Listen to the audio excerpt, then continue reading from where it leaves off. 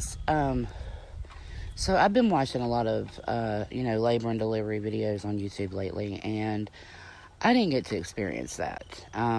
So I thought for this video, I would just sit down and talk to you guys, and tell what happened, my experience with, finding out that I was pregnant and giving birth and all that other good stuff.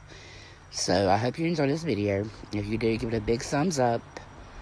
Comment and subscribe if you haven't. We'd love to have you. So me and my daughter's father had broken up, and before we even broke up, I told him I just had a feeling that I was going to end up pregnant. I can't explain what kind of feeling it was and why I had this feeling. All I knew was that I was going to end up pregnant. He called me crazy. We had been planning on getting married. And he was like, well, if you do end up being pregnant, we'll get married sooner than we had planned. Well, that didn't happen because we broke up, like I said. And I found out that I was pregnant. I took one of those home pregnancy tests, and it came back positive, but I still wasn't 100% sure. So I made an appointment at the health department. I went in, did the blood test, and they confirmed that I was, in fact, pregnant. I didn't tell my parents at first because, like I said, me and the father had broken up, and I'd always been raised to believe that I would wait till I got married before I had kids. Ended up telling a friend of mine that I was pregnant, which was probably a mistake. I should have waited, But she went home and told her mother, who was also friends with my parents.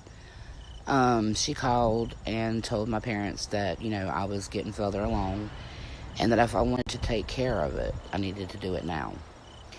That offended me more than probably anything else anybody's ever said to me.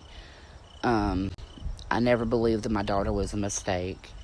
No, she wasn't planned, but she was a blessing. And I don't believe in abortion, never have and never will. I'm not going to debate on that topic. Some people might think it's right for them, more power to them, but I never considered abortion. So my parents confronted me, and I, told them that I was pregnant, and my dad, I thought he was going to keep me out of the house. But he told my mom that we needed to find me a doctor, and we needed to find me a doctor soon. So I called and made an appointment with my gynecologist, and I felt a lot better because my parents knew, especially my mother, that's the time when you really need your mom, and my mom was right there the entire time. So I remember that first appointment took a long time, because you have to have all those tests, and it was a real fun experience because I got to have my very first sonogram, and I got to see my little baby, and it was a beautiful experience. I remember my mom and my dad and me and my sisters, we had this little competition because my dad wanted a grandson, and I wanted a little girl. But then again, I wasn't going to be mad if she'd have been a boy. I just wanted a healthy baby, either way. My mom even went to the store and bought a little magnet that said it's a girl. And we hung it on the fridge, and my dad got tickled and said, what if it's a boy? Like I said, it was just a little, joke we had going.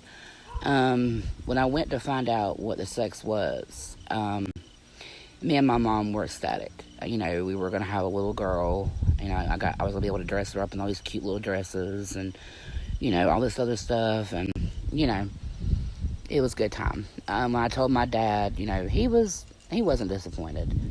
He was going to have a grandbaby to spoil. That's all he thought about. I had to go somewhere with my sister, who was married at that time to my baby's father. And I knew I needed, to tell him. So I told him, and his exact words at that moment were, keep it and have it tested, and we'll go from there. And that offended me because, he was pretty much calling me and I knew that this baby was his. There was no question in my mind that she was his. And the fact that he doubted it even for a second, that really hurt. So I knew from that moment I was going to be dealing with this pregnancy by myself. I mean, not by myself because I had my sisters and my parents. but I didn't have the father with me. Um, Going to appointments, every single one I would get a little bit more excited because it just made it, that much more real. And the first time I heard her heartbeat, that was like the best sound in the world, because I knew that she was okay, and um, but yeah, we were already buying baby clothes and buying stuff that I needed and all this other good stuff. She was due later in the month of March. It was March 2000. I believe she was due like on the 24th or something like that. But I went in for a regular appointment on the 15th, and my blood pressure was really high. So my doctor looked at me and he said, by tonight, you're going to be holding your baby instead of carrying her. Go straight to the hospital. You're going to be induced. Okay, I was freaking out at that moment. I thought I had a little bit more time to prepare for this. But now, tonight, I was going to be having my daughter. Needless to say, I didn't go straight to the hospital. We went back to the house and got my bag. I had a little snack because I hadn't ate. And I called my father, who was at work at the moment. I called my sister and told her. And her husband asked me, do you want me to call Michael, which is my baby's father? And part of me said no, because, he hadn't been there for 9 months. Why should he be there now? But I did not want my daughter to grow up knowing that her mother kept her father from seeing her. So I said, yeah, go ahead and call him and let him know, if he wants to be here, he can be here. I got to the hospital probably around 12, and they broke my water. And that was the wildest feeling ever because, I'd never been through it. And my dad got there, and my sister, and her husband, and Michael. And by the time Michael got there, I was already starting to feel a little bit, not anything too bad. But, needless to say, Michael didn't stay back there that long. And I'd already asked my mother to be back there and my sister because, they'd been there from the beginning, so I wanted them in the room. Then as time progressed, my contractions started getting worse and worse, and I was a big baby. I wanted the epidural, and I wanted it ASAP. She checked me and said that I was at a 3, and I got the epidural. It didn't really do much for me, to be perfectly honest with you. It took the edge off, but that's about it. I still felt the contractions, and, like I said, as time went by, I was just, in excruciating pain, and I was so ready to get this over with. My little sister had come in to see me, and I was in so much pain that I turned away from her because I didn't want her to see me like I was right then because I was in tears, and I was just in so much pain. I knew it would be worth it in the end when she was finally born, but at that moment, I couldn't even think straight. I just wanted to get this over with, and I didn't want nobody to see me in pain. My dad couldn't stay in long because he hated seeing me the way, that I was, because I was his baby. So he was only in there a few times, and it was a little bit, my older sister had left to go outside for a minute, and my little sister was still in there, and I started feeling like I had to use the bathroom. And that's what I thought it was. I thought I had to, pardon my words, but I thought I had to poop. And I looked at the nurse, at my mom, and I said, Mom, I gotta go to the bathroom. And she kind of looked at me funny, like, you shouldn't have to use the bathroom. And she said, well, I'll tell the nurse. So she called the nurse and told her, that I felt like I needed to go to the bathroom. And she said that she'd be in there in a minute to check me. The last time I'd been checked, I was like a 6, I think. And I didn't realize how quick it would go from when you, I kid you not, from a time that I was 6 centimeters until a time that I was ready to push was like maybe 30 minutes, 45 minutes at the most. But the nurse came in and checked me, and she said, honey, you're ready to push. And I was excited, but I was also scared. So my older sister came back, my little sister left, so it was so it was me and my mom and my older sister. Um, and they started saying push, push, push. And I was scared at first that I wouldn't know how to push because, I'd never been through it. But it's amazing how your body already knows what to do. And I started pushing, and it's always just one more push, just one more push. It's never just one more push, ever. I remember, them telling me just one more push, just one more push. And there came a time where I felt like I couldn't do it anymore. And I started crying, and I said, I can't do it anymore. And the nurses and stuff kind of laughed, and they said, well, honey, you have to do this. Like, you can't stop now. And, so I started pushing again. And the doctor told me, stop pushing. And I was not pushing.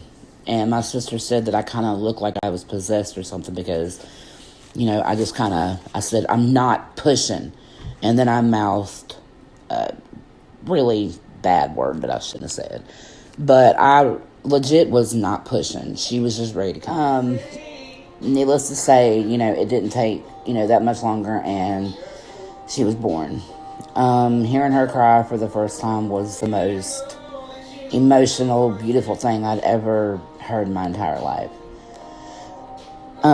When they laid her on my chest, I cried. I never believed in love at first sight until I met my daughter. She was perfect, 10 fingers, 10 toes. She was the most beautiful creature I'd ever seen in my entire life. And to know that she was my daughter, that was my baby. It was a feeling that I cannot explain.